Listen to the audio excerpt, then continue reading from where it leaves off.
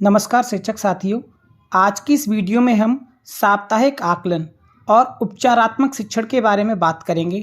हमारे कुछ साथी यह भी जानना चाहते हैं कि उपचारात्मक शिक्षण के लिए रजिस्टर हमें अलग से बनाना होगा या इसका अभिलेखीकरण किस प्रकार किया जाएगा। तो आज की वीडियो इसी के बारे में होने वाली है। तो आप सभी इस वीडियो को देखेंगे तो आपके सभी प्रश्नों का उत्तर मिल जाएगा। मेरा प्रयास है कि हम बहुत ही संक्षिप्त में हम अपना अभिलेखीकरण का कार्य कर सकें। मैंने इस साप्ताहिक आकलन के प्रारूप को थोड़ा सा बदलते हुए इस प्रकार बनाया है। हम प्रत्येक बच्चे की दक्षता इसमें हम देखकर बता सकते हैं कि हमारा कौन सा बच्चा किस स्तर पर चल रहा है। और जब भी कोई निरीक्षण के समय आता है तो आपको पूछेगा कि आपके यहाँ पे उपचारात्मक शिक्षण के कौन से बच्चे हैं, तो आप आसानी से बता सकते हैं कि हमारे यहाँ पर कौन से बच्चे उपचारात्मक शिक्षण के अंतर्गत हैं। तो मेरे द्वारा कोई अलग से रजिस्टर नहीं बनाया जा रहा है, मैं इसी रजिस्टर में सारा रिकॉर्ड मेंटेन कर रहा हूं। तो आइए देखते हैं हम किस प्रकार सरल तरीके से साप्ताहिक आकलन और उपचारात्मक रजिस्टर का अभिलेखीकरण कर सकते हैं। साथियों, पहले की तरह मैंने यहाँ पर एक क्रम संख्या का कॉलम बनाया है, उसके बाद यहाँ पर दूसरा कॉलम छात्र छात्रा नाम के लिए है, और फिर मैंने सबसे पहले भाषा के लिए साप्ताहिक आकलन किया है। और हमने प्रत्येक बच्चे का साप्ताहिक आकलन जो किया है उसमें उसकी दक्षताओं को स्पष्ट रूप से अंकित करने का प्रयास किया है। जैसे डिकोडिंग में अगर जो बच्चा नहीं कर पा रहा है तो इसका मतलब ये है कि वह अभी हमारा अक्षरों को भी नहीं पहचानता है। तो इस प्रकार हमने उसको क्रॉस और सही के द्वारा दिखाया है। इसके बाद हमने ब्लेंडिंग पर आकलन किया है। ब्लेंडिंग को हमने साथियों दो भागों में बांटा है, अमात्रिक और मात्रिक। क्योंकि कुछ बच्चे हमारे ऐसे होते हैं जो अमात्रिक शब्दों को तो पढ़ लेते हैं पर मात्रिक नहीं पढ़ पाते। इस प्रकार हमने इनकी दक्षता को स्पष्ट रूप से अंकित करने का प्रयास किया है। और यहाँ पर आप देख सकते हैं कि हमारी जो पहली बच्ची है जो अमात्रिक में दो वर्ण वाले शब्द तो पढ़ लेती है, परंतु मात्रिक में अभी वो केवल आ की मात्रा वाले शब्दों को पढ़ पा रही है। और दूसरी बच्ची है ये हमारे दोनों प्रकार के शब्दों को पढ़ लेती है। और मौखिक भाषा विकास में बच्चे अपने बारे में, अपने परिवार के बारे में चित्र चर्चा, कविता इत्यादि पर चर्चा कर लेते हैं। तो ये वो बच्चों का आकलन इस प्रकार किया जाएगा।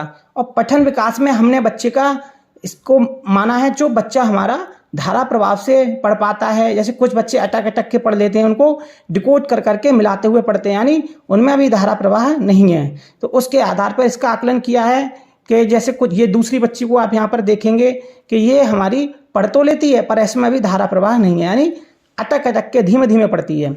जबकि हमें निपुण लक्ष्य के अंतर्गत हमें 45 शब्द प्रति मिनट के अकॉर्डिंग बच्चे को पढ़ाने का अभ्यास कराना है। इसी प्रकार हमने शेष बच्चों का आकलन किया है। देखिए इसी पत्रक में हमने गणित का भी साप्ताहिक आकलन किया है। और देखिए पहला कॉलम गणित में हमने पहले ये 7वें सप्ताह में जो हमें 1 से 20 तक की संख्याओं पर को आकलन करना था, यानी बच्चे 1 से 20 तक की संख्याओं को पहचान लेते हैं, उन्हें आगे पीछे करके क्रम में लगा लेते हैं और विलुप्त संख्या को बता लेते हैं। उसके आधार पर बच्चे को ग्रेड दी गई है। ग्रेड ए उन बच्चों को दी गई है जो बच्चे हमारे पिछड़े हैं, और ग्रेड बी जो बच्चे हमारे इन दक्षताओं को हासिल कर चुके हैं। इसी प्रकार 1 से 20 तक की संख्याओं में इकाई दहाई की समझ, इस पर हमने काम किया है। जो बच्चे पहचान लेते हैं इकाई दहाई को, 1 से 20 तक की संख्याओं में इकाई दहाई के आधार पर संख्या भी निर्माण कर लेते हैं, उन बच्चों के लिए हमने ग्रेड बी, और जो नहीं कर पाते उनको ग्रेड ए दिया है।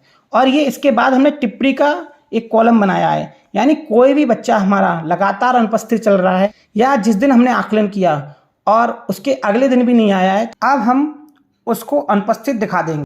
तो इस प्रकार हमने ये रजिस्टर बनाया है। यहाँ हम देख रहे हैं मैंने ये एलजी दिखाया है। ये जो मेरी बच्ची है प्रियंका सेकंड, ये लर्निंग डिसेबिलिटी वाली बच्ची है और बच्चों की अपेक्षा सीखने में अधिक समय लेगी, इसलिए हमने इसको एलजी दिखाया हुआ है। कभी कोई निरीक्षणकर्ता आए तो आप उसको स्पष्ट रूप से बता सकेंगे कि ये हमारी बच्ची इस प्रकार की है। और देखेंगे आपके उपचारात्मक रजिस्टर का इससे क्या संबंध है। देखिए साथियों, उपचारात्मक रजिस्टर का मेन उद्देश्य है कि हम बच्चों को किस प्रकार सिखा रहे हैं, यानी उन बच्चों की पहचान करना जिनको अधिक समय की आवश्यकता है। तो इसके लिए हमने यहाँ पर देखिए ये शेष बच्चों का जो आकलन किया है, इसके पीछे एक नोट लिखा है कि देखिए नोट, जब हमने जो हिंदी विषय में जहाँ पे जिस बच्चे के क्रमांक पर सर्किल बनाया है वो हमारा उपचारात्मक समूह है। यानी जिस बच्चे के क्रमांक पर सीरियल नंबर पर सर्कल बना है वो उस बच्चे के साथ हमें उपचारात्मक शिक्षण करना है, और जो हमारे शेष बच्चे हैं उनके साथ पुनरावृत्ति और अभ्यास कार्य कराया जाएगा। यानी उनको पूर्व के ज्ञान से जुड़ते हुए आगे बढ़ा दिया जाएगा, और जो हमारे सर्कल वाले बच्चे हैं उनको हमें समझ विकसित कराते हुए आगे बढ़ाना होगा। यानी उन्हें उनके बराबर लाने का प्रयास करना है। इसी प्रकार यहाँ पे हमने गणित में दिया है। गणित में जिन बच्चों की ग्रेड ए है, यानी जो पिछड़े बच्चे हैं, उनके लिए हमें उपचारात्मक शिक्षण करना है, और जो बच्चे ग्रेड बी वाले हैं उनके साथ पुनरावृत्ति करते हुए उन्हें आगे बढ़ाना है। और देखिए यहाँ पर ये हमने जो टिप्पणी में लिखा है कि ये हमारे लगातार 3 बच्चे ऐसे हैं, मैं परिवार गांव से बाहर चले गए हैं, और ये हमारे पीटीए रजिस्टर में भी इनका रिकॉर्ड मेंटेन है।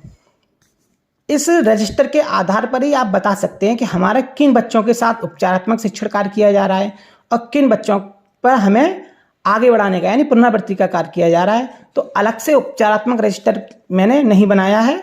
इसी रजिस्टर के आधार पर मैं अपना अभिलेखीकरण कार्य कर रहा हूं, तो आप भी इस आधार पर कर सकते हैं। वो पूर्व की वीडियो में हमने बताया था कि आप सबसे पहले जब रजिस्टर बनाना शुरू करें तो आप एक जगह पर, जैसे हमने यहाँ पर लिखा है उपचारात्मक समूह वाले बच्चे जो रेमिडियल ग्रुप है, उनके नाम हमने यहाँ पर अंकित कर दिए हैं। इसी प्रकार आप भी एक जगह पर उन बच्चों के नाम अंकित रखें, क्योंकि जो बच्चे रेमिडियल ग्रुप के हैं, यानी आपको पता है उनको सीखने में कहीं ना कहीं समस्या आ रही है, वो किसी भी प्रकार की समस्या हो सकती है। एक जगह पर अगर नाम अंकित होंगे तो हम निरीक्षण के समय उस निरीक्षणकर्ता को बता सकते हैं कि ये हमारे बच्चे उपचारात्मक समूह वाले बच्चे हैं। साथियों, उपचारात्मक रजिस्टर का हम इसी प्रकार जवाब दे सकते हैं। और अब बात आती है कि उपचारात्मक गतिविधियों का अभिलेखीकरण किस प्रकार किया जाए। जैसा कि आप सभी को पता है कि प्रत्येक सप्ताह हमें छठे दिन बच्चों की रेमेडियल टीचिंग पर काम करना है, उपचारात्मक शिक्षण कराना है। तो जो छठे दिन की गतिविधियां होंगी उनका अभिलेखीकरण उसी के अंतर्गत आएगा कि हमने उपचारात्मक शिक्षण के अंतर्गत ये गतिविधियां की हैं और पुनरावृत्ति अभ्यास के अंतर्गत ये गतिविधियां की हैं। आशा है आप सभी को ये वीडियो पसंद आ रहे होंगे। धन्यवाद साथी।